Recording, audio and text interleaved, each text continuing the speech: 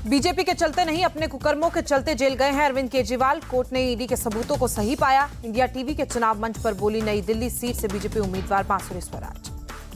Jail में केजरीवाल की सेहत को लेकर बांसुरी स्वराज का बड़ा बयान। कहा, राजनीतिक फायदे के लिए अपनी सेहत से खिलवाड़ ना करे मुख्यमंत्री। बीजेपी में टिकट कटते नहीं, टिकट मिलते हैं। बीजेपी में पद नहीं, दायित्व दिए जाते हैं। दिल्ली के 6 मौजूदा सांसदों के टिकट कटने के सवाल पर बोली बांसुरी स्वराज। खुले मन से पैसे और गहने छीनने की बात कर रहे हैं राहुल गांधी। गठबंधन धर्म निभाने के लिए कांग्रेस ने राष्ट्रीय धर्म की बलि चढ़ा दी। इंडिया टीवी के कॉन्क्लेव में बोली बांसुरी स्वराज। बहुत दिनों से एक बोझ में था, जो बोझ में नहीं उतार पाया। कांग्रेस के बड़े नेताओं ने मुझे पार्टी से निकालकर वो बोझ उतार दिया। इंडिया टीवी के चुनाव मंच में बोले आचार्य प्रमोद कृष्णा। आचार्य प्रमोद कृष्ण बोले, अपने कर्मों का फल भुगत रही है कांग्रेस। महात्मा गांधी के रास्ते से भटककर जिन्ना के रास्ते पर चल रही है पार्टी। भारत तेरे टुकड़े होंगे का नारा लगाने वाले लोग अब कांग्रेस में। राहुल गांधी पर आचार्य प्रमोद कृष्ण का बड़ा अटैक। कहा, मंदिर जाने से कोई हिंदू नहीं हो जाता। कोई हिंदू राम मंदिर की प्राण प्रतिष्ठा का न्योता नहीं ठुकराता। रामलला की प्राण प्रतिष्ठा में शामिल होने को लेकर मुझे कार्रवाई की धमकी दी गई थी। मैंने कहा था, राम के नाम पर एक नहीं 1000 बार निष्कासन मंजूर। इंडिया टीवी के चुनाव मंच पर बोले आचार्य प्रमोद कृष्ण। आचार्य प्रमोद कृष्ण बोले, मजहब के नाम पर मुसलमानों को डरा रहे हैं। वैसे मुसलमान जितने भारत में सुरक्षित, उतने अरब में भी नहीं। अगर भारत सेकुलर नहीं तो दुनिया का कोई भी देश सेकुलर नहीं।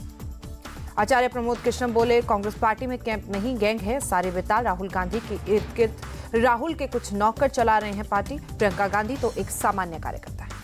इंडिया टीवी के चुनाव मंच पर रेल मंत्री अश्विनी वैष्णव ने गिनाई मोदी सरकार की उपलब्धियां। कहा, पीएम मोदी ने किया रेलवे का ट्रांसफॉर्मेशन, आज हर ओर दिख रहा है विकास।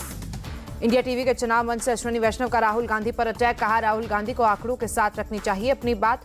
लोग जो पढ़ा देते हैं वही बोलते हैं।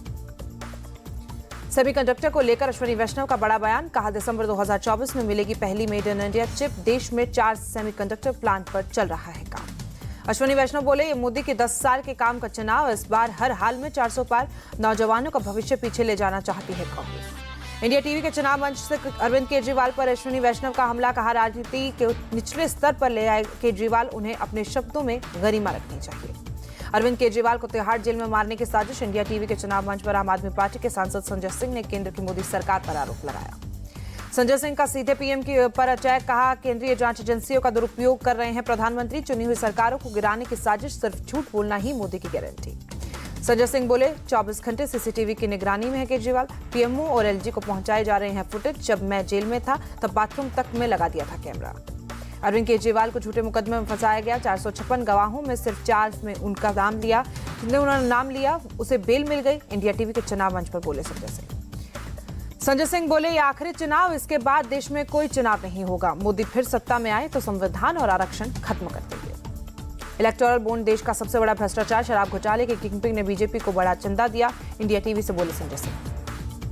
हर हाल में अरविंद केजरीवाल ही रहेंगे हमारे मुख्यमंत्री। केजरीवाल के इस्तीफे के बाद कौन होगा मुख्यमंत्री के सवाल पर बोले संजय सिंह। संजय सिंह बोले, 300 का आंकड़ा पार करेगा इंडिया अलायंस। प्रधानमंत्री चेहरे के सवाल पर गोलमोल जवाब। मोदी को वोट करने वाले सब लोगों ने वोट किया। विपक्ष को वोट देने वाले घर से नहीं निकले। कम वोटिंग को लेकर बोले उत्तराखंड के सीएम पुष्कर सिंह धामी। 60 साल में कांग्रेस ने वोट बैंक के लिए सिर्फ एक वर्ग विशेष की चिंता की। अब मोदी उसी से बता रहे हैं तो बिलबिलाने की जरूरत क्यों है। इंडिया टीवी के चुनाव मंच पर बोले पुष्कर सिंह धामी। संप्योत्रदा के बयान पर पुष्कर सिंह धामी का पलटवार। इंडिया टीवी के चुनाव मंच से कहा, कांग्रेस की नजर लोगों की कमाई पर। राहुल के सलाहकार ने विरासत पर टैक्स लगाने की बात कही।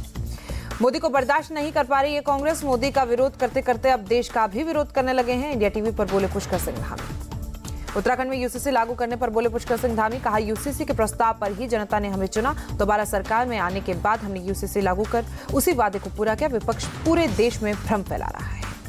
पुष्कर सिंह धामी ने राहुल गांधी की चुटकी ली। कहा, हमेशा मुझे गलत साबित करते हैं राहुल गांधी। जब भी सोचता हूं वो थोड़ा सीरियस होंगे तभी वो नॉन सीरियस बात कर देते हैं। देश को सनातन मुक्त और श्री राम मुक्त बनाना चाहती है कांग्रेस, इसलिए मुझे कांग्रेस मुक्त होना पड़ा। इंडिया टीवी के चुनाव मंच पर बोले गौरव वल्लभ। वल्लभ बोले, देश की किसी संवैधानिक संस्था को नहीं मानती कांग्रेस। हर रोज देश के वेल्थ क्रिकेटर्स को गाली देते हैं पार्टी के नेता। गौरव वल्लभ बोले, जिसने कभी क्लास मॉनिटर का चुनाव नहीं लड़ा, जिसे यूपी और बिहार का फर्क नहीं पता, आज वो लोग चला रहे हैं कांग्रेस। हाल ये है कि आज कांग्रेस को उम्मीदवार नहीं मिल रहे। कुछ दिन पहले तक केजरीवाल को सबसे बड़ा भ्रष्टाचारी बताती थी कांग्रेस। आज मोदी विरोध में उसी केजरीवाल को सत्यवादी बता रहे हैं। इंडिया टीवी के चुनाव मंच पर बोले गौरव वल्लभ। सैम पित्रोदा के विरासत वाले बयान पर भड़के गौरव वल्लभ। कहां से लाते हैं ऐसा ज्ञान? कांग्रेस के पल्ला झाड़ने पर बोले पित्रोदा, का राम से ज्यादा पूछती है कांग्रेस, फिर उनका बयान निजी कैसे हो गया?